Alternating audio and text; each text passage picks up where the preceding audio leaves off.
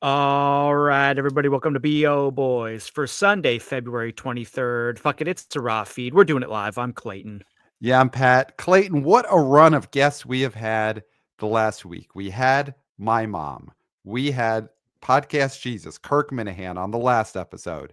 Next episode, I could announce we got Jeff Bach for a big spring preview episode. So who do we get in this run that stands above all of them? Even stands above my mom, stands on my mom's head. I mean, come on. I mean, she was a great guest, but we are talking this episode. Our guest is the legend, is the icon. That was my mom, but this is the box office daddy himself, Scott Mendelson. Thank you for joining the BO Boys.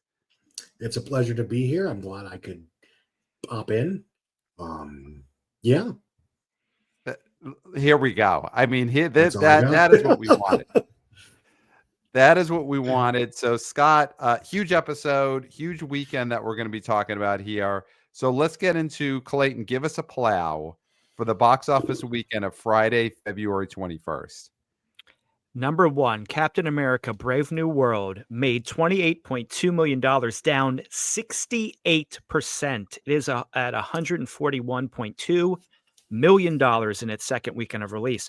Number two, a newbie, The Monkey, made $14.2 million in its first weekend of release. Number three, Paddington in Peru made $6.5 million, down 49%. It made it's at $25.2 million in its second weekend of release. Number four, Dogman made $5.9 million, down 40%. It lost 155 theaters. It's at $78.7 million in its fourth weekend of release.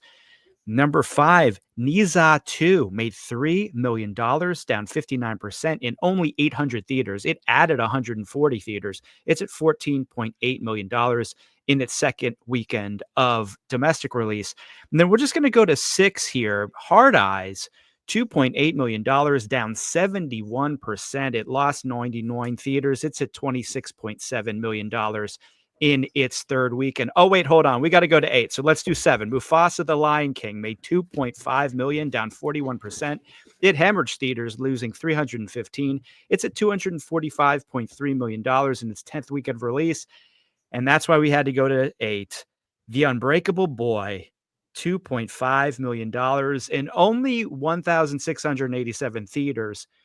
But that's its first weekend. And that is your top eight. So thank you for that plow, Clayton. Scott, before we get into the big new releases, it's been a while. Wanted to get your thoughts on some of the holdovers. If Clayton had gone down to number 9, he would have got to One of Them Days, which is now at $46 million. So SZA, Kiki Palmer, is comedy back? What is your take seeing this One of Them Days run? Is the studio star-driven comedy back? Are we going back to the 90s Jim Carrey days, the height of studio comedies? As much as I would love to say so, I don't want to make too much of one better than hoped for performance for a frankly very good old school programmer. I do think Sony has been doing very well since 2022, I would argue, of releasing the kind of films that the conventional wisdom says no longer are viable in theaters. Whether it's The Woman King, whether it's Where All the Crawdads Sing, whether it's One of Them Days, Anyone But You, It Ends With Us, etc., and probably a few that I'm forgetting. Forgive me. They're smaller budget films. And we've all said this for the last year or so. They've been playing Moneyball. Not a lot of home runs, but almost everything gets on base. And the films that don't work aren't so obscenely expensive or don't have such huge expectations around them that it just sinks the entire narrative. And I think the good thing about that is it created a situation where by the time Craven just came and went without barely a whisper, nobody cared because Sony had sort of transformed themselves from the studio of Spider-Man to sort of an old school movie studio that sometimes releases Spider-Man movies. Mm-hmm. And that's a huge difference in terms of how films of that nature are received, to the point that I think so it was probably to Sony's benefit that they moved Craven from late 2023 to late December 2024. Again, I think that was the point. I don't think it was the strike. I think they knew they had a stinker on their hands and just wanted to delay the inevitable. I don't know. But I do think that film bombing in late 2024, after Bad Boys for Life, after Anyone But You, after It Ends With Us, after Garfield the movie, which did like 260 on a 60 budget, give or take. And it's just like, oh, okay, this is embarrassing, but whatever, life goes on. As far as the comedy being back, I mean, they really tried, the industry, in 2023. You know, Mafia Mama, Joyride, No Hard Feelings, Anyone But You, Strays. And frankly, none of them, other than Anyone But You, which you got to remember, that one will open with $6 million. And even by Christmas standards, it was not expected to leg out to 81 million in North America. That was a miracle of miracles. Especially because it wasn't a particularly good movie, but I digress. So I think in a healthy theatrical ecosystem, you have a situation where these, you know, studio programmers, comedies, dramas, thrillers, rom-coms, you throw them off the wall. Some of them bomb, some of them do okay. Maybe one of them goes so supernova that it makes all the rest of them profitable by default. And you could say It Ends With Us was that movie for Sony, not knowing, you know, distribution fees, who owns what, yada, yada, yada. And that's how it's supposed to work.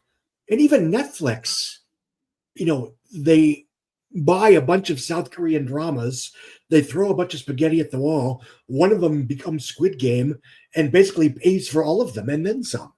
Right. And that may sound hyperbolic. That's how it's supposed to work. That's what a tentpole used to be. It was a surefire smash or an unexpected blowout hit that allowed the rest of the slate to roll the dice. Right. It seems like the last 10 years, or the last few years for sure, there'd been less dice rolling. There's been less throwing spaghetti, and maybe we're going to get some more spaghetti strains, because that's what one of them days is. It was some spaghetti and it stuck, and it's still slowly sliding down that wall. Do you think they're a team that we could see again? I mean, you mentioned Sony, It Ends With Us. It's going to be hard to get the Blake Lively Baldoni team back together. I mean, I'm sure that movie was a giant hit. The first thought would have been, God, let's get these 10 more movies. You know, they're Tom Hanks and Meg Ryan. They're Drew Barrymore and Adam Sandler. Well, probably not going to happen. Or if you've seen the movie, you know, it's her and the other guy that are actually the romantic leads, whose name escapes me. Forgive me. True, you could he's get the them lead in back the drop together. coming up. Yeah, and you're right to a certain extent. You follow up Tommy Boy by making Black Sheep. You don't necessarily make Tommy Boy 2. That being said, I think we're about to find out to what extent Colleen Hoover is a marquee author. You know, at least on the extent of Nicholas Sparks back in the day. John Grisham on a curve, give or take.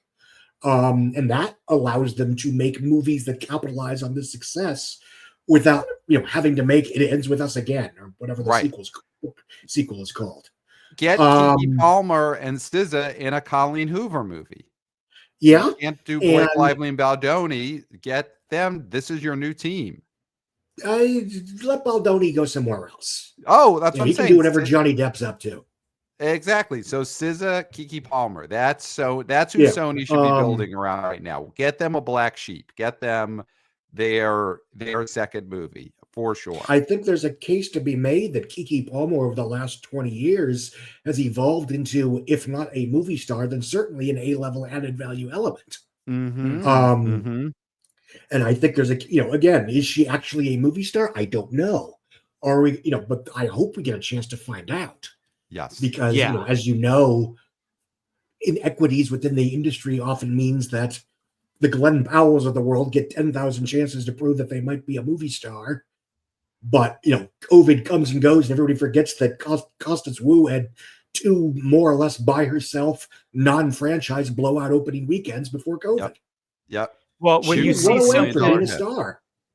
see something like Love Hurts, which is a movie that Pat for some reason drafted in our fantasy draft, and I don't know why, but you look at 2 Oscar winners, Kiwi Kwan and Ariana Bose, and that is the extent of the scripts they get, right? So when you look at that sort of stuff, that is what we're talking about here. Now, really quick, because you mentioned Sony and Netflix, I have a question for you about, does it embolden Sony to be able to do these different kinds of movies because they Yes. don't have to worry about the money suck and the time and effort suck that a streamer would put on them? They can make these movies. They want to publicize them and put them out there so they do well at the box office so they can make money from Netflix buying these movies. Does that, Yes. I mean, that feels to me like the best way to go about this downstream money making that used to be DVD. And yeah, I mean, when they first signed, and again, first window ATV deals are as old as time, so it's not a new idea. But when they did sign what was allegedly a pretty lucrative deal with Netflix, I think the deal was signed in like late 2021 or whatever. That was my thought. Is like, oh, good. This is, Netflix knows they need more third-party content because, to a certain extent, the originals aren't cutting it. And because everyone, garden walled their own stuff, they're sort of, begging for scraps. But Sony then gets, to a certain extent, a safety net to make films like, or release films like, The Woman King and Where the Crawdads Sing, where it doesn't just have to be Jumanji, Spider-Man, and Bad Boy sequels. Mhm. And if one of them turns into It Ends With Us, awesome. But if one of them is bad money or dumb money, not the end of the world. Right. So 2 recent horror movies want to get your take on: Hard Eyes and Companion. Hard Eyes had a big drop this weekend, but I think that's because it had such a crazy, it Yes. actually went up last weekend Yeah. for Valentine's Day. And Companion, there's been something thrown around by Deadline's Anthony D is for, I guess, they should spend more money. D. Alessandro, he keeps saying that the Companion marketing campaign should have been more. People like this movie; they could have made more money. And what is that? Warner Brothers is Companion. Yes, it was a New Line That this was a picture. movie. If they spent more, this could have been a much bigger hit. I don't know about that. It feels like it's doing what it should be doing. What is your take on Hard Eyes and Companion? 2 I'm horror movies inclined that to are doing agree with okay. your point of view. I Mm-hmm. think too many people think that any film that they like that did not perform how they wanted it to, clearly the problem is the marketing. It wasn't Mm-hmm. marketed well enough. The marketing was bad. And sometimes that is true, but not nearly as often as we like to pretend. And Hard Eyes was very good. I think the issue with Hard Eyes is, first of all, it's not a horror movie. And that's not a criticism. It just, I think there's an issue with the industry overall that because horror has been so strong, that like almost every original high concept has to be sold and or presented within the umbrella of horror. And even the second trailer, which again isn't anywhere near as spoilery as everybody like to pretend it was, because if you've seen the movie, it gives away the reveal in the first 20 minutes, but after that, you're on your own. But it also shows that it's not a horror film, it's not scary, it is a comedy, it's a sci-fi quirky caper of sorts. It's very good. I mean, these are all good things, but I think it sort of shows the challenges of having to sort of present everything under the guise of horror. And we're seeing that with Hard Eyes, which is one of the best major studio rom-coms I've seen in a very long time. But they kind of felt the commercial need to, okay, well, we have to make it a slasher film too. It's a fine slasher film, but I certainly don't think that's what it does best. And, I do wonder if there was a way to make that movie with the modern day of the moment insights into romantic courtship and dating and whatever without there being a knifed lunatic chasing everybody and killing people. Mm-hmm. And again, the movie Mm-hmm. is the movie. I'm quite fond of the movie. I think it was very good. But I do think it's an example of like, to the extent that Hollywood's even trying with quote unquote original programmers, almost everything has to be at least pretending to be a horror film. Now, Companion, it's a $10 million picture that's going to do about 40 worldwide. I'm going off memory, so forgive me, but that's about as much as Barbarian did 3 years ago, and with a lot more buzz.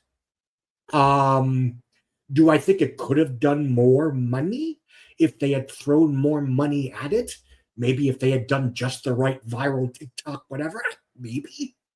But it's not a horror film. It is a comedy, and comedies have been struggling so much that I tend to argue that they drag down horror movies right down with them, like stuff like Lisa Frankenstein or Abigail or what have you, where even if there's horror elements, if you, the audience, are not going to be scared by what's going down, then you're far less likely to show up.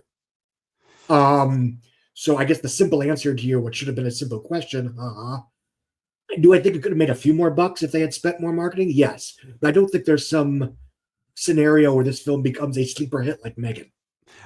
I mean, the horror comedy thing, I mean, we're going to get into one of the new movies this weekend. That is such a great point, because Megan is almost the rare bird that everyone's chasing, where it is sort of a horror movie, but it's kitschy, it's comedy, and everyone loved it, and it was a giant hit. But those are so rare. And it's almost like horror now is being used the way superhero movies had been used through the 2010s, where that's the genre you have to fit everything else into. So now if someone wants to make their studio comedy movie, they basically have to make it as a horror movie. So, okay, we can make a low budget horror movie and hide a comedy movie inside of that. And that's, I mean, I haven't seen Hard Eyes, and it's the trailer for Hard Eyes is it's a horror movie. And it's clear that the director wanted to sneak a comedy movie inside of a horror movie. Yeah. And again, it plays by the rules in terms of being a horror film. I don't want to show it short in that regard. I'll also say that if after, coming off of this movie, if Mason Goodwin was white or all white, I don't know what his whole race is, he would be touted as a Glenn Powell-like find, because he is just fucking awesome in it. Exactly the kind of heartthrob, breakout, raw charisma, movie star performance that we all say we don't get anymore. Companion, Clayton, do you think that if and I think now we could, it's not a spoiler, people know, if there was a robot dancing companion like there was in Megan, could that have been a bigger hit? Was that their big marketing mistake, is to not come up with a dance? Of course. Yeah. Of course. When you live in a TikTok society, for Abigail, there has to be a dance. It didn't work for Abigail, you're right. But it's the robot dancing is what's hot right now. Well, and I also think I do also want to debunk this whole thing about marketing that you guys were talking about, because, and we talked about this movie earlier and we're talking about Sony hits, Anyone But You.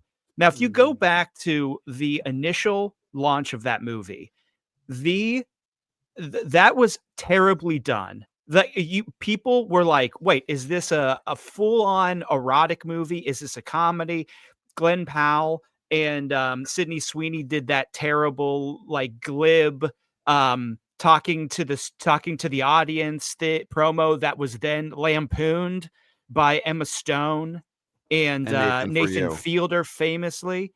And I even called to have this marketing team fired, right? But on air. That's how much I thought they bungled it. But guess what? It didn't matter, because people saw the movie, talked to each other about it, and people liked this movie, and it succeeded. They were so desperate for water that they drank the sand. Well, yeah, but also, so that's the thing, is that, like, if Companion had that much of a fervor and a number of people who enjoyed it, it would be a hit despite it not getting the marketing that it, quote unquote, deserved. So I do think that that's a fallacy, and I do think you called that out accurately, Scott. I will also argue, and I agree, that a lot of the Anyone But You marketing was eye-rolling, but the movie is so fucking terrible that you have to imagine they were doing everything they could.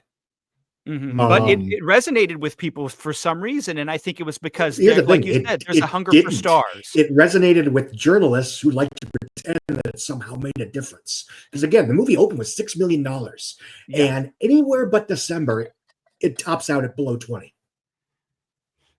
And so the idea that, no, go ahead. Don't you think that it was the pure fact of seeing Glenn Powell and Sydney Sweeney, two actors that actually seem like they would have sex, not necessarily with each other, but in general? That is what we're Yes, missing at the because theater, is that these actors don't feel like they've ever had sex in their lives. you are absolutely right. And that's what we're seeing a new generation of. And again, I'm not going to stump stars, but okay, fine. Not in a commercial sense, but stars like, fuck, now I'm blanking on everybody. Paul Mescal, the people from Saltburn, Zendaya. Zendaya, Jenna Ortega, Mason Even Gooding. Timmy. These are people that all seem like they might have sex on occasion. Yes. And I do think that's part of, Austin Butler, obviously, Jesus. Yeah. On occasion, I mean, all 24/7. He's probably, having sex right now and going on Yes. for that. It doesn't matter when you're listening to this episode, Austin Butler is having sex. Yes. But anyway, so yes, I do agree with that. And yes, to an audience that was sort of I don't want to say raised on, but primary exposure to rom-coms for a few years were relatively sexless Netflix pictures, which even the good ones were very chaste. I do think Anyone But You stood out by actually being an R-rated movie with R-rated content. So let's get into, Scott, the new movie this weekend that I think you kind of nailed it with the horror comedy. It's a tough sell, The Monkey. Now, this is a movie that if you listen to our weekend preview, I was super high on this. I thought this was going to be a giant break. And obviously 14 million, this low budget, it's a solid opening weekend. But I did not realize, and I saw this movie on Friday night, that it would be as much of a comedy as it was. It is, I would say, and Clayton, I give you credit because you knew this going in. This is a comedy first with horror elements. And as a movie, and we're not critics, I do not think this worked.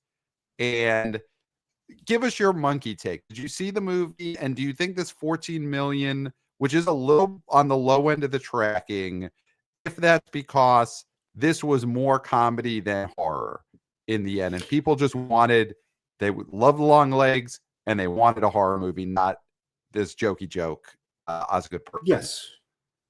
That being said, it's still Neon's second biggest opening weekend, and it's almost triple what Immaculate did last year. So by any other standard, this would be a monster opening for a Neon picture. And again, it only cost $11 million. And I would argue C+ for a horror film like this is pretty decent for Cinema Score. And I think encouragingly, and I may be wrong, the fact that from like early Friday afternoon to Sunday morning, the weekend guesstimates kept going up. It went from this might only open to 12 million to, well, it hit 14. And again, that may be irrelevant, but that's always better than the opposite. But yeah, I think I think this is a situation where online hype and online interest was confused with general audience interest. And again, I mean, that it was tracking for 17, only opened to 14. To me, that's a margin of error. Now, I saw some people, it's going to do 25 million. Like, that's nuts. Because partially, yes, it's a very violent, gory, dead body movie where it's a horror movie where the comedy is that people are being killed. I mean, without going to details, 99% of the murders are played for laughs. It's fine. That's the movie is the movie is the movie. It's also not far more of a conventional what you think of when you think of a studio horror picture. It's not long legs in terms of this weird, what if the guy that made the Black Coat's Daughter made a slightly mainstream serial killer thriller?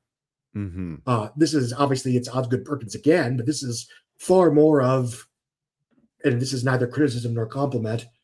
What if James Wan made a just for fun movie that Osgood Perkins came on and did a polish on? And again, I am a huge James Wan fan. Malignant is one of the great studio horror films of the decade, but this very much felt more like Osgood Perkins does one for the studio. Yeah. And again, that's not a criticism. I have my issue. It's funny because I wrote a piece this morning about how movie runtime seem to be getting shorter on the whole, and why that is, good, bad, whatever. I think this is a movie that could have used another 15 minutes, partially because it's a 90-minute and change movie where the past tense prologue is the entire first act of the movie. It's very good. It's very compelling. But once you set into the present tense movie, there's only an hour to go. And I think the next two acts are very rushed. That being said, that's not going to be, why didn't people show up as much? I think, again, in a vacuum, this is an opening on par with like Hereditary and, The Strangers. Mm-hmm. Yeah. Basically all the unless it's going to really go nuts like Longlegs or Megan, this is really what horror films do now. And I think we we got a little ahead of ourselves because Longlegs was such a nutty blowout hit. And we thought, oh, well, it's the studio that made Longlegs, but the director of Longlegs from a Stephen King short story produced by James Wan. And I think to the extent that it only opened business as usual, that's a lot of overlapping demographics. Mm-hmm. Yeah, I think we wanted like 4 or 5 fandoms that are basically in the same bubble. I think we all wanted another Jordan Peele. We always want another Jordan Peele. And I think the thinking was, all right, if Longlegs is his Get Out, and you look at the opening weekend, Us made twice as much in the opening weekend as Get Out. So we're like, okay, if this is his Us, Monkey could do 30 million, 40 million. This could be huge. And that wasn't the case. Like you said, this was Osgood Perkins having a laugh. It was more of a goof for him than it was a true follow-up to Longlegs. And this is where, living in the real world helps sometimes. Where it's like, you were around 5 and change years ago. You remember what the mood in the air was when Us was about to open. And you can say without a doubt that it was a much bigger deal than the opening weekend of The Monkey. Yeah. It's sometimes, in the real world, even to a certain extent, the online world that isn't maybe as film focused, you can tell when there's something in the air. Mm-hmm. Obviously it was there for Nosferatu in a way that surprised me because I was under the impression I figured it would do okay, but there was a good chance that it would play strictly to the online film nerds, and that obviously didn't happen. Mm-hmm. Clayton, when you were seeing this weekend unfold, what were your Monkey thoughts? Were you underwhelmed by this Monkey, or you sort of were the lowest one on it in general? No, I mean, I think I was pretty high on it actually with both you and Kirk. With a prediction, but you were the lowest on just anticipating this movie. You kind of called it in terms of the comedy element beforehand. Yeah, comedies are very hard to pull off. It's rare that they're actually any good. And it's rare that they actually do any sort of significant money at the box office. But the element that I still thought could put this Monkey over is the general strength of monkeys at the box office this past year. And other than Better Man, that's the big one. Yeah. Love to see what that monkey can do in the future. I don't think that we should just throw this baby monkey out with the bathwater. And I know people are going to say he's not a monkey, right? Because he doesn't have a tail. What is he? He's an ape or something. We're parsing things here. We're cutting the garlic with a razor. I think the general consensus with Kong and the Planet of the Apes movie that came out, these movies were hits. And I think that was the thing that was going to put this over. And I don't want to blame Better Man, obviously, but I just think maybe there's some monkey fatigue that I didn't realize was in the culture. So hold off on that 8-episode grimdark reboot of Lancelot Link. Yes, I mean I was actually I think that was in the works, and it might be shelved now. Could that be a bad sign? And this is just, a small element of his story. But for the Michael Jackson movie coming out in October, do we think that Bubbles the Chimp, if they push that element too hard, people might be like, I didn't love the monkey. I didn't love Better Man. Do I really want to sit Nobody through saw Better Man, so it's safe in that sense. Yeah. I think, though, if I were them and, there's very few things that you have to worry about when it comes to a Michael Jackson biopic. The one thing is hide Bubbles. I think that's the one aspect of Michael Jackson's life that these producers might want to try and hide in the marketing of that movie. And if they don't, that film might attract some pre-release controversy. Yes. Which you want to avoid if you're doing a Michael Jackson biopic, because that's the only element are people sick of monkeys? Yeah. Mhm. So the Bubbles the chimp thing is like and there's the Captain EO factor. That's just going to complicate things. Yeah, there's I guess a few things. There's a few things when it comes to the Michael Jackson biopic, but it's really Bubbles a chimp and are people sick of cinematic monkeys? That's the big one.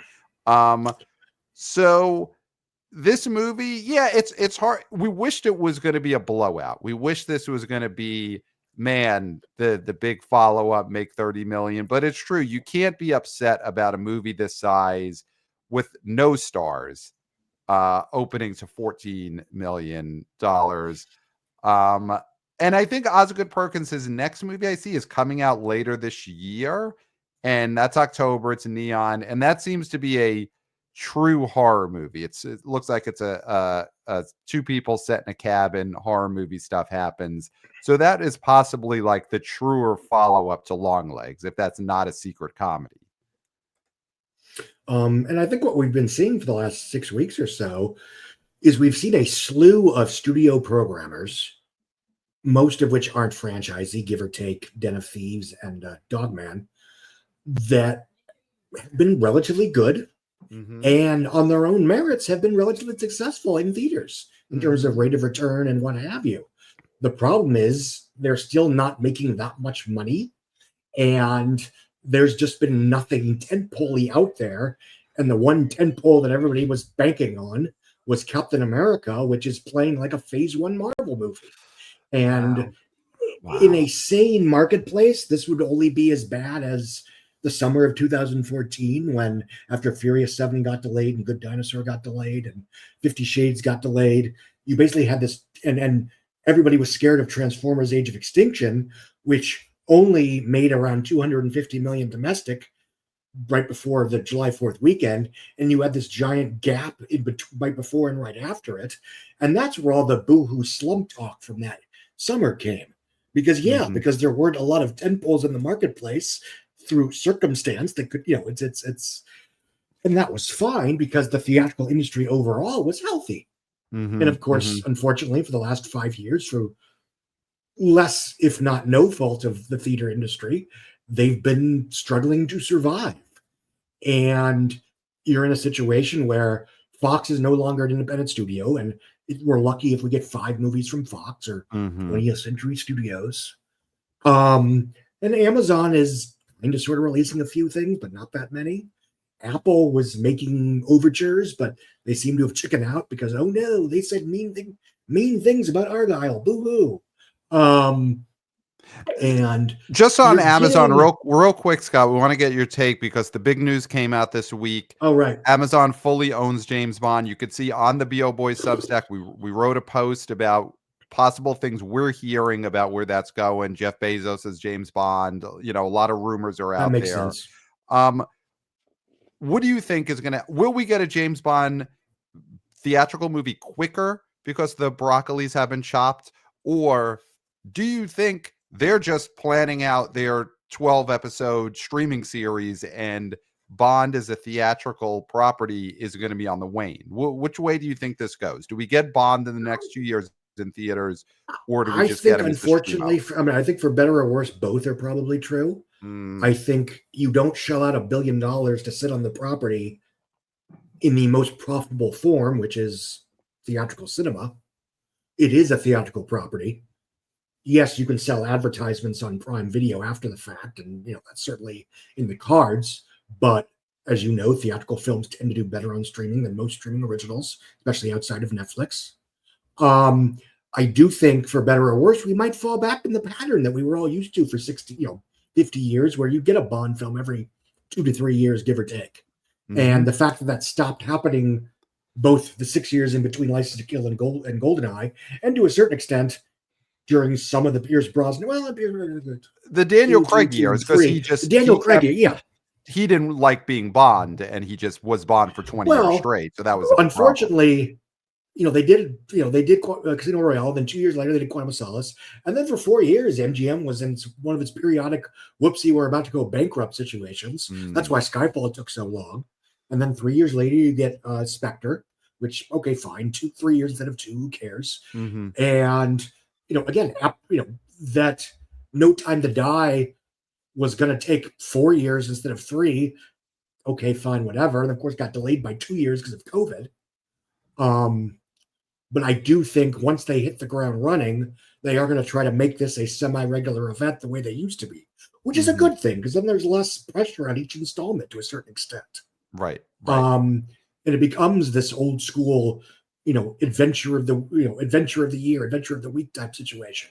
Where I think today the only comparison to that is Sonic the Hedgehog, where every 2 to 3 years you get a new Sonic movie, and they're big and they're big budget movies, but they're not these all consuming pop culture live or die with, whatever. They're just fun Sonic movies. Right. And do I think Amazon will be stupid enough to do what Disney did with Marvel and Lucasfilm, where they just bleed it dry via a bunch of spin-offs and offshoots?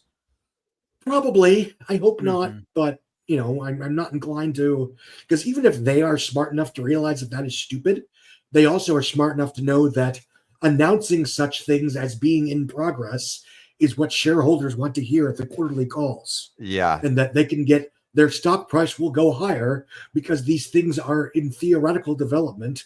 And even if one comes and bombs and nobody gives a shit, frankly, and that's part of the problem, is that these projects are more valuable in the abstract than they are in existence. Yeah. And Jeff Bezos wants to announce the a Young Q show.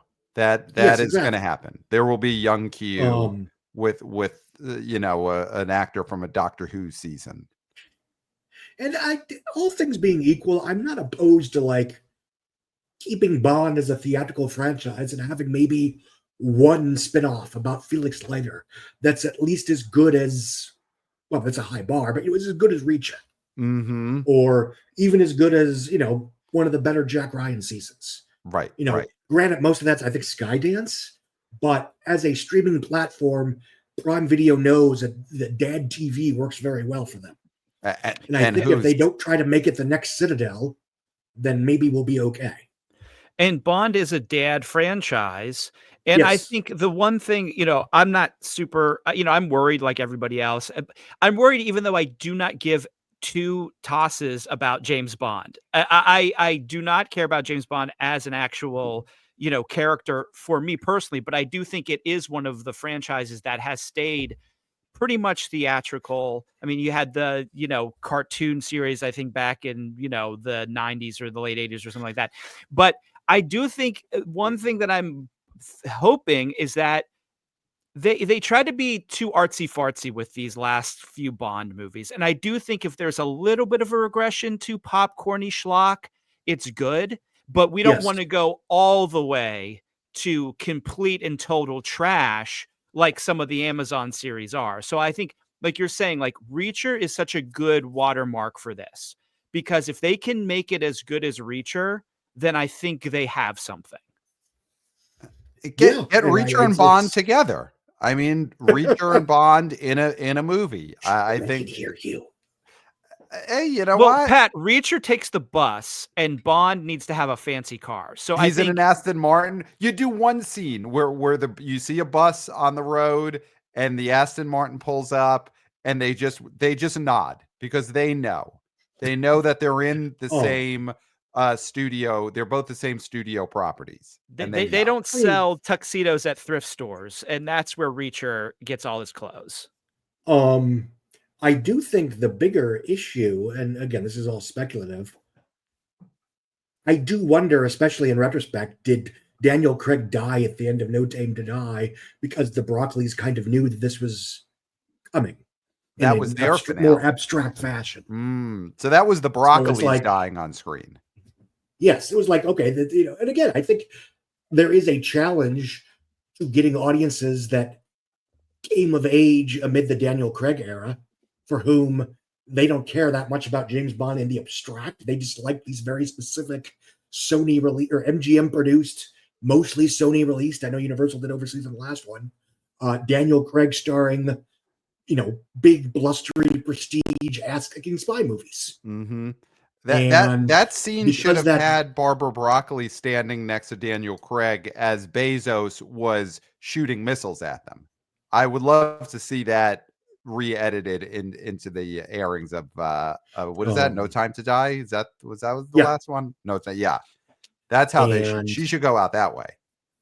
so I think, to a certain extent, people that are worried about Bond, and I mean, I get it, but on the other hand, even as someone that didn't love No Time to Die, I thought they all have issues, but they generally play much better as just that Bond movie you chose to watch on a whim. Because we did watch all of them over the course of a month, and 5 years ago, right when lockdown first started. Mm-hmm. And with a couple exceptions, Diamonds Are Forever, View to a Kill, and Spectre, I think they're all at least enjoyable. Mm-hmm. So, Scott, because you've got a heart out, you got another podcast to do, so we got to get your take. You hinted at it. Captain America: Brave New World. It is hard. They're fucked. Okay, I was gonna soften it, and it's fucked. made 141 Yeah. million. They're fucked. I mean, talk about it. How fucked are they? It will probably top 400 million worldwide. It's at 289, did like 65 million last weekend globally this weekend. So regular state of descent is around 425, could be more, could be less. But the reviews are bad, audiences don't like it, the legs are atrocious, and what we have seen since post Endgame is that the films that are either epilogues from existing franchises like Wakanda Forever, Guardians 3, even Thor: Love and Thunder to a certain extent, those have done very well. The films that were like cashing in on nostalgia outside the MCU, weirdly enough, like Deadpool and Wolverine, like Spider-Man: No Way Home, those have done exceptionally well. Mm-hmm. But the films that have struggled, and it's not a zero-sum game for I'll get into in a second, are the ones that were supposed to advance the big picture mythology. Ant-Man and the Wasp, the Marvels, Captain America: Brave New World, to a certain extent, the Eternals. And even Shang-Chi, which is their one, I would argue, unmitigated Disney MCU success of the post-Endgame era, in terms of something new, that was a standalone of movies you could imagine. So I think, and the other problem is, everybody bitched about, Phase 4 is struggling, Phase 4 is struggling. Yeah, Phase 4 was great. Phase 5 is when it started to suck commercially, because that's when you had Ant-Man and the Wasp: Quantumania, the Marvels. Then they take a year off with just Deadpool, which again has nothing to do with the MCU, all due respect. And the last 3 films that were supposed to be mythology episodes have been poorly received and have been commercially unsuccessful. So the talking points that, frankly, I always thought were full of shit about why Marvel was struggling in the early 2020s was, people are sick of the multiverse, and they'll be back on board when they get an idea of where this is going. No, because the 3 biggest theatrical successes have been Deadpool and Wolverine, Doctor Strange and the Multiverse of Madness, I'll get to that in a second, and Spider-Man: No Way Home. Arguably, their biggest TV success was Loki. And I don't know whether Doctor Strange is the exception to the rule, or whether it just was an epilogue to Endgame that sort of, gave Doctor Strange. Again, I think like Civil War, it was sold as this all-consuming mythology episode, but it worked just fine as, in this case, just a Doctor Strange movie. And I think the problem with the more recent ones is that Brave New World is not a good Captain America movie, partially because for some insane reason, they decided, what kids really want? What all those young children that are excited to see a Captain America that looked like them really want? A sequel to The Incredible Hulk. Spoiler, they did not want a sequel to The Incredible Hulk. And the Marvels, which that's a weird one because I don't think it would have been a big smash hit absent the strike, but I do think the strike hurt it because the whole marketing was going to be these 3 charming, attractive, delightful, amusing actresses doing the talk show rounds and introducing or reintroducing those characters to general audiences. And that obviously did not happen. But regardless of the case, I mean, the MCU brand used to be good enough I didn't like every single one, but generic speaking, used to be good enough and trusted enough that the fact that a film took place within the MCU was itself a huge added value element that would make a film that might be on the fence into a must-see event. That's why it mattered that, oh, well, Fantastic Four, we've tried that 3 other times, but this time it's at the MCU. Or, oh, they're doing Blade again, but I like Wesley Snipes' Blade. That's okay, because this time it's in the MCU. Eventually, we're going to have all new X-Men. But I like X-Men from the Fox days. That's okay, because this time they're in the MCU.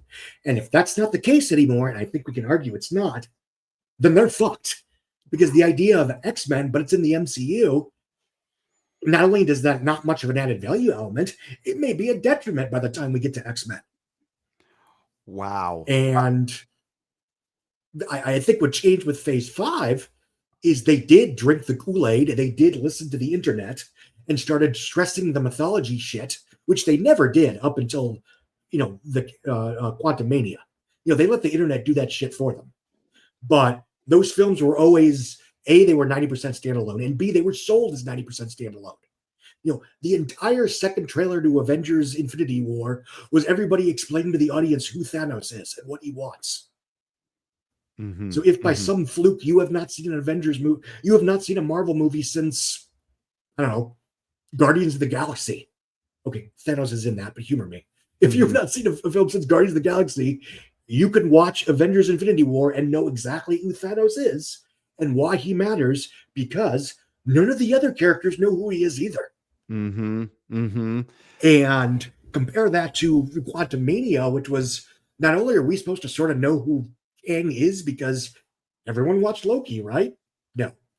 But everyone in the film is acting like he's this big kahuna, when in the movie he's just another villain who gets killed in his first appearance. Who gives a shit? Man, first of all, the name of this episode will be Marvel is Fucked with Scott Mendelson. That is the title of this episode. That is what's going to grab the people. This is this frightening now going forward for the next 2 movies they have? Thunderbolts. Yes. Okay. Yes, because they didn't think Captain America would do what it's doing right now. So how frightening is this for these next 2 movies, Thunderbolts and Fantastic Four? Well, it's frightening in 2 ways. First of all, Thunderbolts is basically sold as, you remember that you love these B-level characters and or Disney Plus characters from most of our lesser grossing films, the Ant-Man films, Black Widow, and okay, I guess Bucky from Captain. Okay, that's fair. Bucky's probably an A-lister by default, comparatively speaking. But the other ones are giant who gives a shits. And it's Suicide Squad, but DC already did Suicide Squad twice, and it didn't even work for them the second time. So that is a film that is entirely coasting on, but it's in the MCU. Mm-hmm. And even if Fantastic Four is great and does well, we have seen this game before. Let me know if this refreshes your memory a little bit.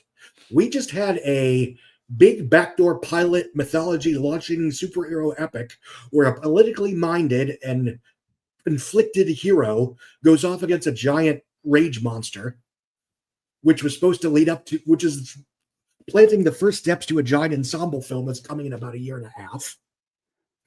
That film bombed, but that's okay because the Gee Whiz anti-hero ensemble film is coming in late in summer, and that's going to be a rollicking good time. Shit, that didn't work. Okay, but we have this kind of sort of period piece that's very aspirational and hopey, changey, and wonderful, and it's what everybody wants. And that did work. That fucking worked. Mm-hmm. But, as you know, did Wonder Woman kicking ass stop Justice League from flopping? It did not. It did not. And do I think that Avengers Doomsday is going to flop? No. But I do think there's only so much mileage they're going to be able to get over, look at all these fucking cameos. Yeah. Especially when they kind of sort of did that in Deadpool and Wolverine. Yeah. I mean, even Doctor Strange, that was like one scene and it was a joke, which is one of the reasons I like that movie. It's like, all these cameos that the internet is going nuts over. Yeah, we just killed them all. Fuck you. That's the thing, is it does feel like two audiences. Marvel had, and they had a couple, but they had their series finales. Endgame, of course, Mhm. Doctor Strange, Multiverse of Madness, and then Spider-Man 3, Spidey Men. Those felt like everyone accepting this is over. And Deadpool and Wolverine to that. Like Yes. the movies that work are the ones that kind of feel like, hey guys, don't worry, we're ending this. We're looking back and we're ending this because you guys want this to end. That, like you said, the things that don't work are the other Marvel movies that say this is going to go on forever. Audiences, I don't think, want this to go on forever. Yes. I mean, Doctor Strange 2 is, don't worry, gang. Stephen Strange is going to be happy. He'll be okay. Yeah. Guardians of the Galaxy 3, which is an incredibly somber, melancholy. That movie's basically an eulogy for the MCU as a pop culture dominating force. Yep. But the subtext of that is, you don't have to stay here. You can go home. Mm-hmm. The Guardians will be okay. Yeah. Peter is going to be okay. Yeah. It's okay. And obviously Wakanda Forever, I mean, for reasons beyond, out of everyone's control, is very much a eulogy and epilogue to what that franchise was supposed to represent. Yeah. And to be fair to Marvel, they obviously saw Chadwick Boseman as their new metaphorical Iron Man. Right. And Kevin Feige, I've heard this week with this, it's starting, the cracks are there. Do you think Kevin Feige survives this? Because there was a point in time when it's, hey, maybe Kevin Feige's going to get the keys to the kingdom, take over Disney, and now is the golden boy going to be given the boot? I think yes and no, but I don't think he's going to be summarily fired. I do think if they are able to safely land Avengers Doomsday and Avengers Secret Wars, he needs to get the hell out of Dodge while he still can. Okay. Just so he can, say, okay, I didn't, I stuck the landing. Leave with some dignity. Stuff in between there. There's plenty of long-running TV shows that have bumpy middle seasons, but when it mattered, I pulled it off, and now bye-bye. So Thunderbolts, do you think that movie is going to be a full-on disaster in the sense that, is that a movie that possibly, and it's kicking the summer off, and God, we don't want to see that happen. Theaters don't want to see that happen, but is that a movie that could do the Marvels? Because that a movie that could open to like 55? Okay. Yes. Give us, okay. Wow. I don't think it's a coincidence that Lionsgate just slotted their own action movie right next to it. Wow. Yeah, I mean, you're seeing Force with Kerry Washington and Omar Sy. It's funny how little these other studios are scared of Marvel movies anymore. I mean, look at Paddington. Paddington moved to take on Captain America. Yes. And moved to take him on. And I they've been smelling blood in the water, at least I would argue, since the Eternals. Because the thing with the Eternals is that, from a commercial point of view, the only thing that movie was selling was that these heroes that you've never heard of, played by mostly actors that either you don't know or aren't, they're not huge. Some of, again, Angelina Jolie is a big, it's a name. Salma Hayek is a name. Don Lee is not a name in North America. Whether he should be or not, that's a different conversation. But because it exists within the MCU, you will give a damn. And audiences did not give a damn. Mm-hmm. Mm-hmm. And that was the big problem. Wow. Is that once the MCU itself is not as big enough of a brand to shoulder trying new shit, introducing new heroes, trying new ideas, then you lose the incentive that justifies rolling the dice with the Guardians of the Galaxy, or to a certain extent a Black Panther, or what have you. And yes, it makes me very, very mad that they waited until Infinity War was almost over before diversifying their output. Mm-hmm. So that all of these films that are coming and falling and failing are just getting a bunch of unearned scalps to the go woke, go broke YouTube troll brigade. Mm-hmm. And now that's how we end up where we are with Robert Downey Jr. Yes. Coming out in the dime store, Dr. Doom costume in a Christ pose in front of all the cheering fanboys, because nothing else feels safe for Marvel anymore. So Scott, we know you have to go. You have many shows lined up. Any final word that you have on whether it's Marvel or anything else happening at the box office? Just give us your temperature check. How do you feel in general about the I think so far this year is good for studios, bad for theaters, because we're getting a bunch of small scale studio programmers that are generally pretty good and are generally doing pretty well.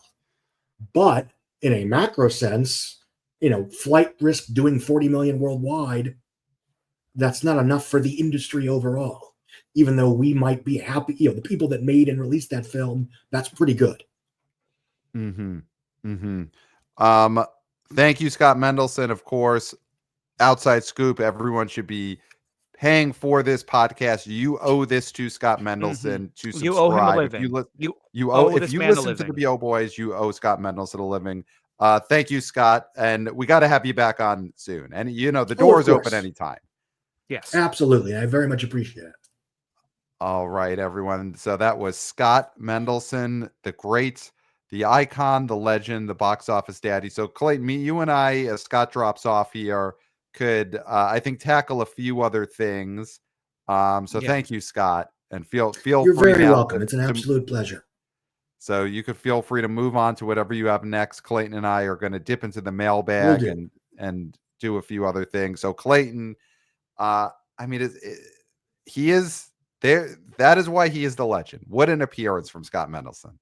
You didn't even have to prompt him to get that pull quote about how Marvel is fucked. Marvel is fucked. That is the title of this episode. We're going to have to be, creative with the asterisks and the, exclamation points and all that. Yeah. The Marvel at symbols or whatnot. The at symbol. Now, no, I don't want to call you on the carpet. You were so bullish about it's just the two of us. Here we go. This Captain Marvel movie on the episode we did with the great Mama Stango. Captain America, not a Captain Marvel movie.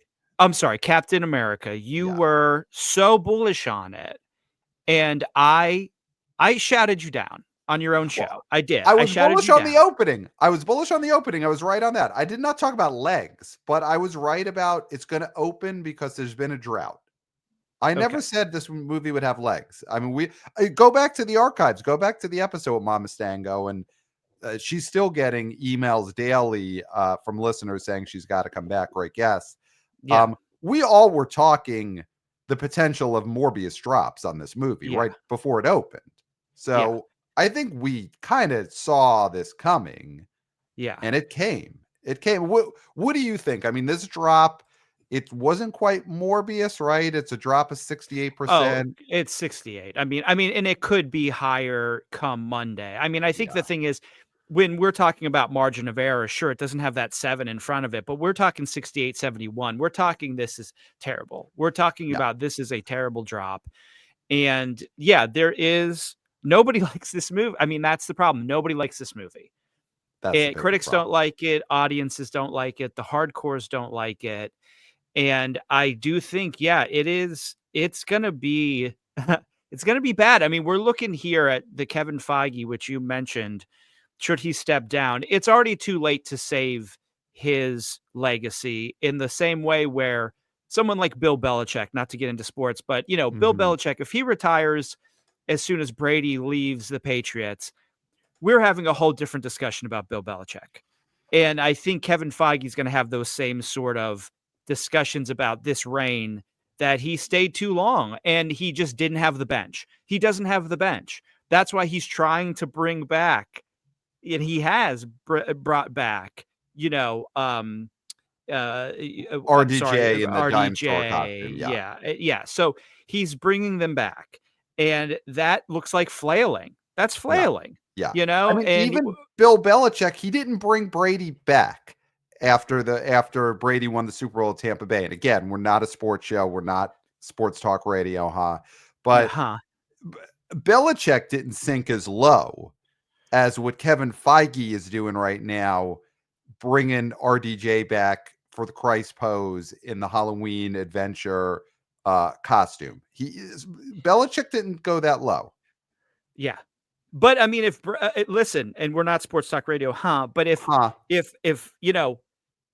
Brady comes back and he's QB for the Raiders, Belichick is like head coach of the Raiders or whatever, and then you have Brady come out in the Dime Store Doom costume. In the Christ pose, yeah. In the Christ pose. I mean, that's great because it's a great video that in a TikTok that will be shared, but it will seem very sad. It would seem very, very sad. And that's what this Yes. whole situation feels like. Yeah.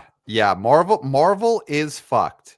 And Scott Mendelson, he's a legend because he gives it to you straight, but he doesn't succumb to hyperbole. And for him to say on this show, BO Boys exclusive, Marvel is fucked. They are fucked. They are fucked. Because Mendelson would not have said Marvel is fucked had they not been fucked. No. He doesn't just say things are fucked when they're not fucked. Just for the clicks. He doesn't say for the clicks. Obviously, we will put that as the title of our episode, for the clicks, for the listens, but it's only because he said it not for the clicks. He meant it.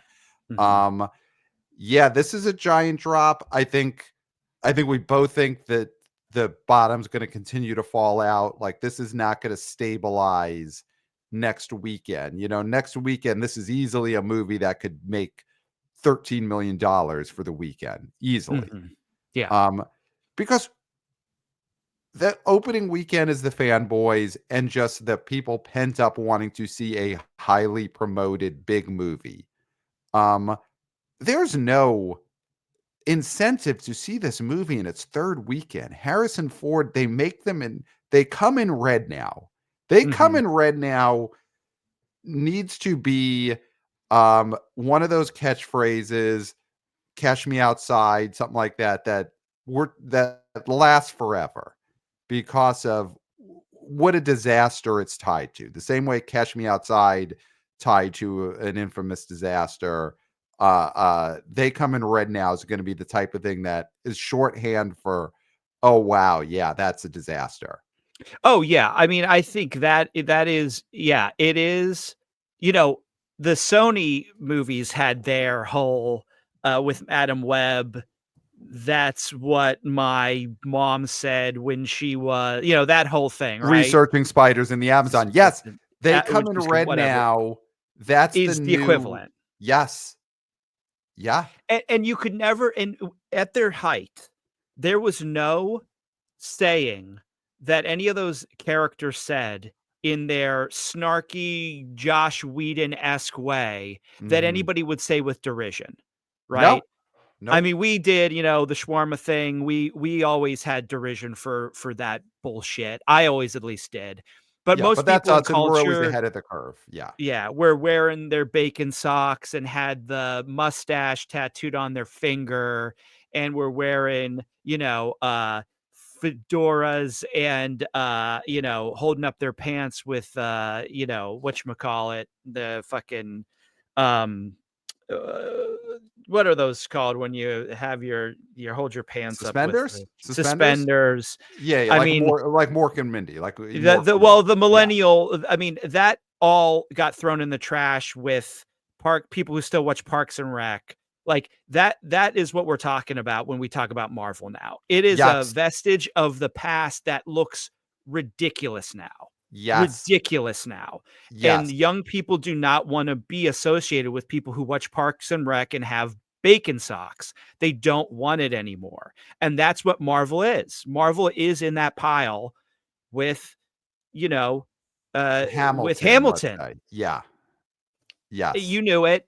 We said it. Hamilton. Yeah. The MCU is Hamilton. It's the 2010s pop culture that at this point makes people angry because they look at, okay, we know what this was leading towards, and we're not going to get into it, but I do think there is amongst a younger audience both an anger and just a dislike of a lot of that 2010s culture, and Marvel is a huge signifier of that. Well, everybody was so worried about Thanos.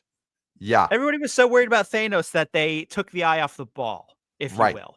Right.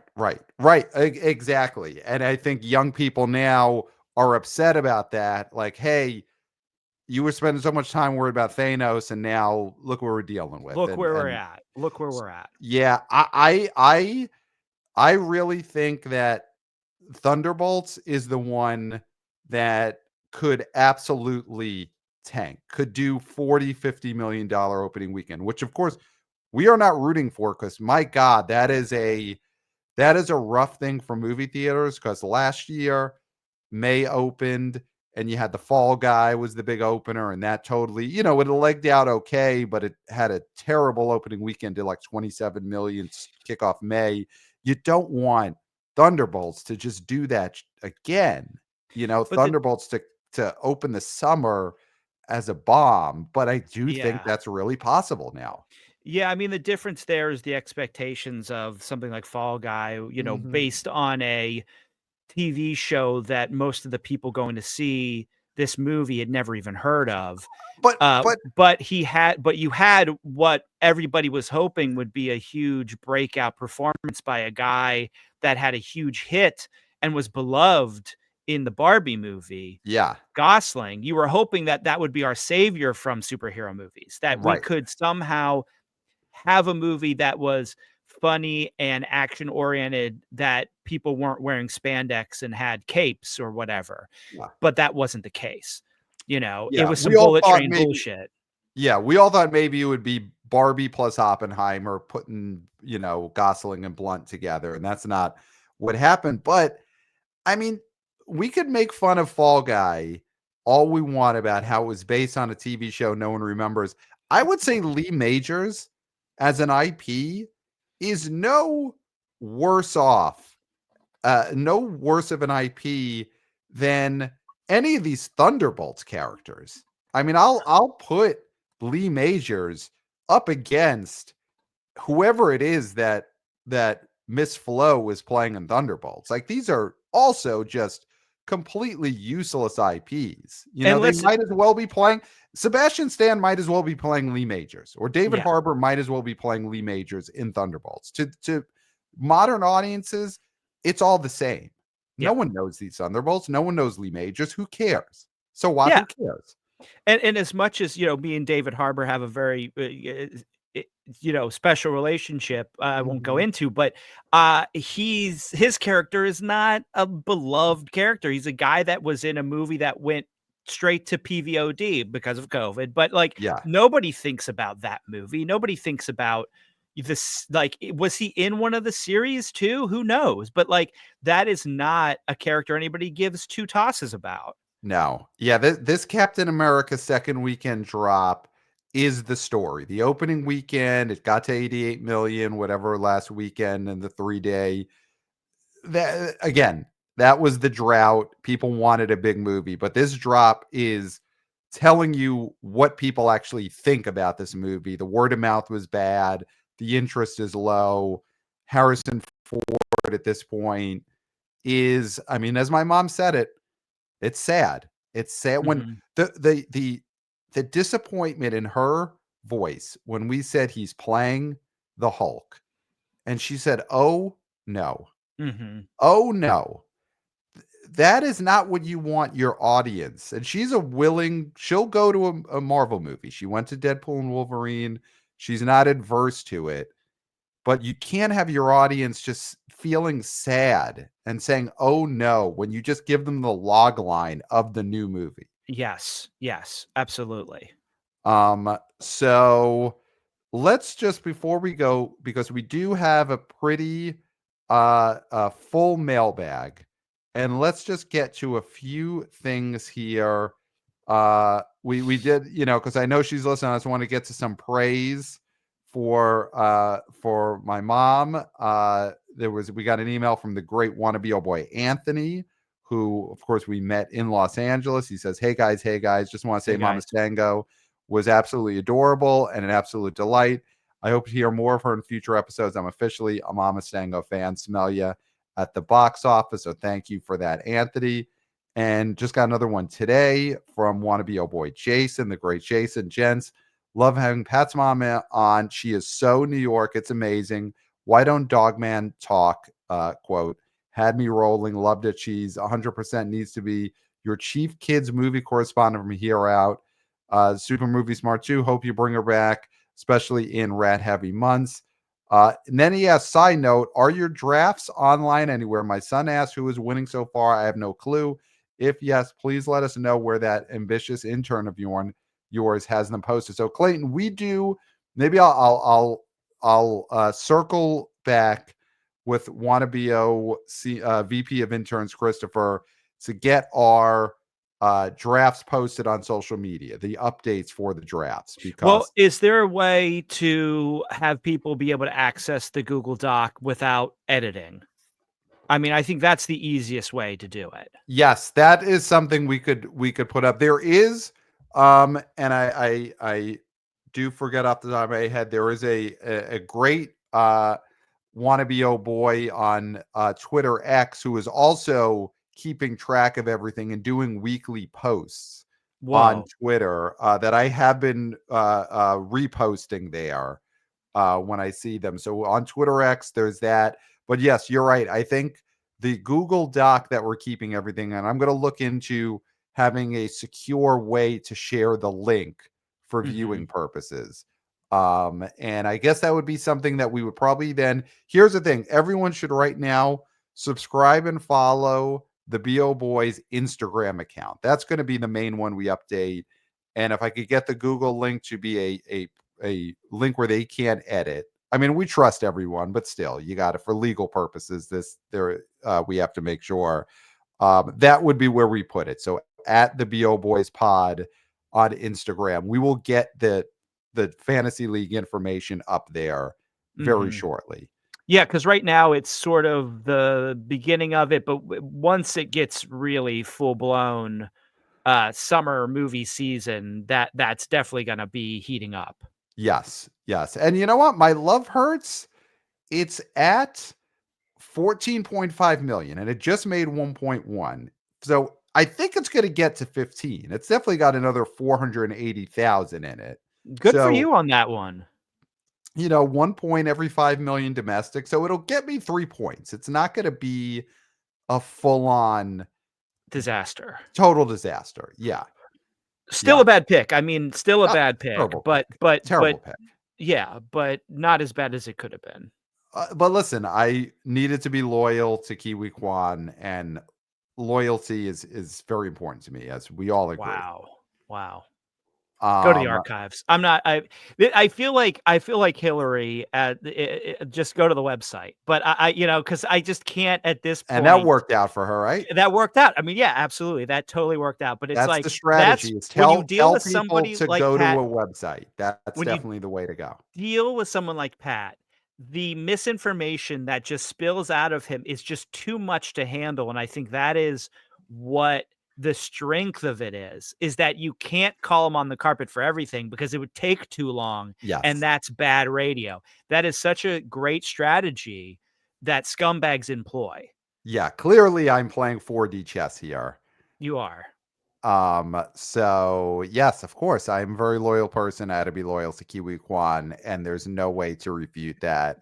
Check And the then archives. Check the archives. My God. So let's see some other emails that we got here. This was last week. We got an email from Keith in New Hampshire. He asked about, so we haven't talked about this movie at all. Bridget Jones' potential BO. I'd like to get your take on this point. My wife and I wanted to watch rom-com Valentine's Day, scrolled through a few streaming services until we found the new Bridget Jones movie on Peacock. I didn't realize there was a new Bridget Jones film on Peacock till we found out. Peacock must have really advertised the hell out of it. Side note, Hugh Grant really is in everything. Anyhow, do you think this movie could have been good counter programming against Captain America and Paddington? I know it's tough to have 3 big releases on the same weekend. I feel like this could have been the perfect Valentine's Day fare versus the male-dominated Marvel film and the kids' family skew of Paddington. What do you guys think? So, Bridget Jones 4 did drop on the cock last weekend, and Yeah. it's got Renee Zellweger. She's back. I think Colin Firth and Hugh Grant are more cameos in this. I don't think that it is about the two of them trying to woo her again. I don't think they fight in a water fountain or anything in this movie. And it did get an international theatrical release. But What do you think? Should Universal have put some marketing money into putting this in movie theaters in a real way last weekend, or do you think they were right to drop Bridget on the cock? I know we always push for theatrical, no matter what. I mean, I don't, maybe not no matter what, but like I understand why there's a question, because this isn't you know, this isn't a spin-off where, Frank Grillo is in it, Right, right. As and Bridget Jones. yeah, yeah, or and like, Adrena Partridge or someone has taken over the role, like Right. this isn't a Jarhead Or 2 who's situation. who's Borat's wife again, who we do like, but she always seems to be the bargain basement. Isla Fisher. This isn't. Isla Fisher. It's not Isla Fisher taking over the role of Bridget Jones, and we do Yeah. like her, but yeah, that would be the one. But I'm looking at this, how much these movies have made theatrically in a Mhm. domestic sense when you see, Bridget Jones' Diary, 2001, 71.5, right? Mhm. Solid hit, but 272 worldwide. Then you Mhm. had Edge of Reason, 2004. So that's coming straight off of, 3 years after it. Mhm. Only 40 in America, Wow. 263 worldwide. Bridget Jones' Baby, 2016, made only 24 domestically, 207 worldwide gross. Wow. Now, that was 12 years after the last one. So now Mhm. we're here 9 years after the last one. Mhm. Mad About the Boy, which right now worldwide gross 67. Okay. I think this was a smart move Yeah. because of the use of, like they were saying, the great emailer was saying, you only have so many movies you can push at once. And I do think there is a level of, yeah, let's put some stuff on the cock to get people salivating to want to also jump on the cock.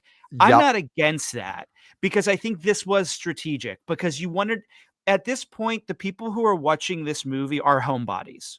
Mhm. You know, they're curled up, feet under their butt with a Mhm. pint of ice cream, Yes. and and I think strategically the cock did a good job here of making this like, yeah, I'm gonna sit on the couch. I'm gonna be on the cock all night. Yep. And I think that was smart. Well, it's Valentine's weekend. It's Yeah, of course Valentine's, they're you gonna gotta be on be the on the cock. cock for at least part of it. Yeah. So I do think that this was, one of those rare occasions where I think they were right to throw this on the cock. Yeah, I mean, looking at it now, what you were going through, I'm a little surprised at how little those movies have always made domestically. I mean, I definitely feel like the first one, Bridget Jones' Diary in 2001, I remember that being a bigger hit. It was definitely a big cultural talking point, but it only got to 71 million. And then, yeah, part two making 40, part three making 24. Part four in theaters last weekend probably would have opened to single digits, you I know? mean, we would be talking I mean, about the last two movies both opened to 8. So this movie definitely went open bigger. It's a sadder premise. It's everyone's older. I mean, I have heard that beloved characters from the first few movies are dead when this movie starts. This movie would not have been a bigger hit than the other movies. no, and I think we're looking at a situation like, and obviously this was not promoted well enough.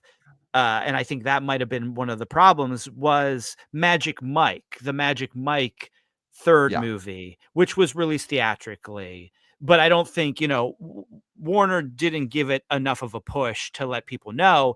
But I think, again, they learned their lesson here just from seeing some of these other movies, to say, let's just give this to people at home and let them, take a spin with this movie on the cock. And Mhm. I think that was very, very smart.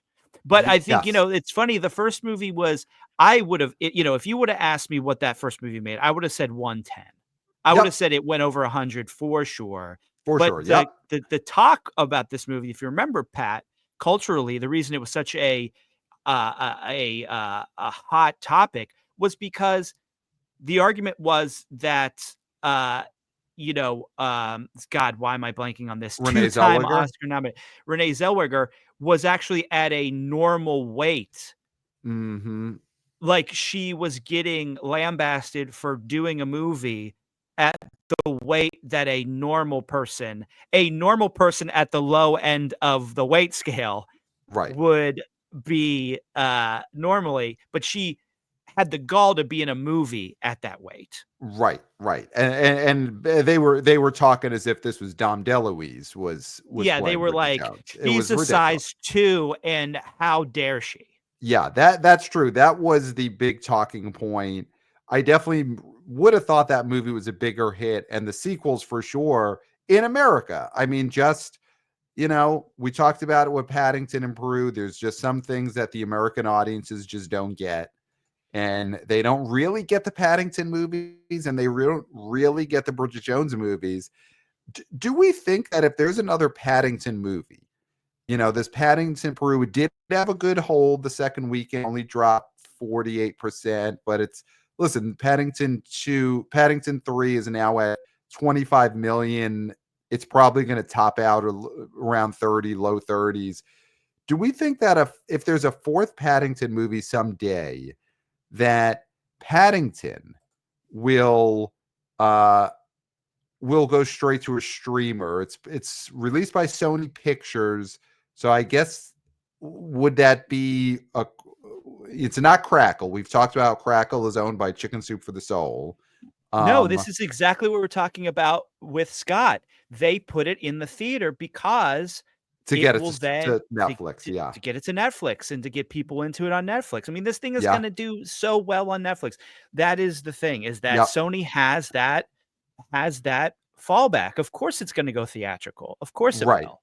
If Paddington was a Universal property, the way Bridget Jones is a Universal property, Paddington in a fourth movie, Paddington would have gone straight onto the cock. Straight onto the cock. Yes, absolutely. Skips the theater, goes right onto the cock. Yes. I think that after this Paddington 3 box office, that is a slam doink. That if Paddington was a Universal property, the next Paddington would sit on the cock. Mm-hmm. Yeah. So I think one last email that I want to get to. We got a email from wannabe old boy Kevin from Minnesota, and he says that the subject here is CDC reporting for a variant. So here we go. So Kevin says, "Hi, Pat and Clayton. Unfortunately, I have to let you know that I have come down with a variant of the Craven effect. I saw the trailer for The Unbreakable Boy before a screening of the Kurt Warner movie back in December 2021. I was very confused when you guys started talking about the movie as a new release in February 2025. I could have sworn it had already come out and was one of the many bombs that Zachary Levi had put out. I am taking steps to make sure that this is reported, making sure I get treatment. Best, Kevin from Minnesota." So there we go. I mean, the Craven effect, of course, we've talked about it, is insidious disease where people think that a movie that is coming out now has already come out and bombed years before. And there is this Unbreakable Boy variant. Clayton, do you think that Kevin from Minnesota, great listener, thank you for listening, do you think he gets through this? Because this is a tough one.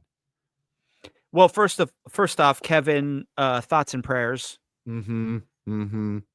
This is I know how much of a struggle this can be, and I think that it's going to be God, to get into this, but it's like, will the healthcare system recognize the Craven effect?